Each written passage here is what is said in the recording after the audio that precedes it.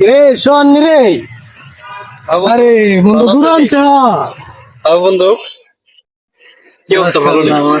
বন্ধু কত হয়েছে? মূল হয়েছে 1,80,000। 1,80,000 ভালো হয়েছে, সুন্দর এগুলোটা।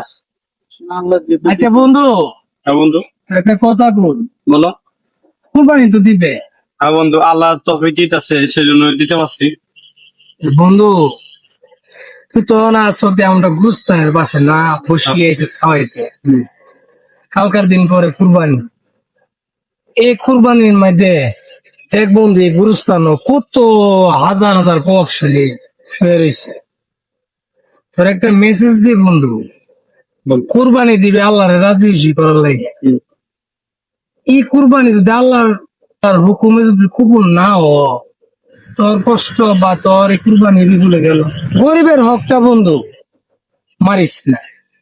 মাংস বানানোর সময় কুরবানির দিন একটা গরিব মানুষ এক টুকরা মাংস লেগে আইব, কি এক টুকরা মাংস তোর কাজ সময় ধরবার আগে তো মানুষ আসে, সুন্দর করে বন্ধু কয়ে দিস, বলে বোন বা ভাই একটু পরে আইসেন, কুত্তার মতন জারি দিস না বন্ধু। গরিবের হক মারিস না, গরিবের হক মারলে আল্লাহর দরবার তোর কুরবানি কবুল হইতো না। বুঝছিস বন্ধু? না রাগ করছিস আমার কথা? না বন্ধু, তোমার কথা শুনে অনেক ভালো লাগছে আমার।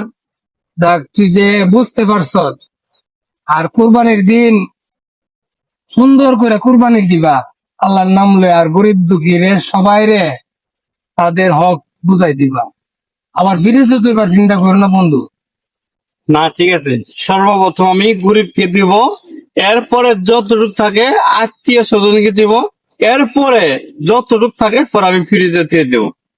এরপরে বন্ধু ফ্রিজের নাম ডানছ, বন্ধু ফ্রিজ চার্জ একটা আছে। সুন্দর করে মামা ফুলে কুরবানির গোস্ত বিসমিল্লাহ করে হাইবা।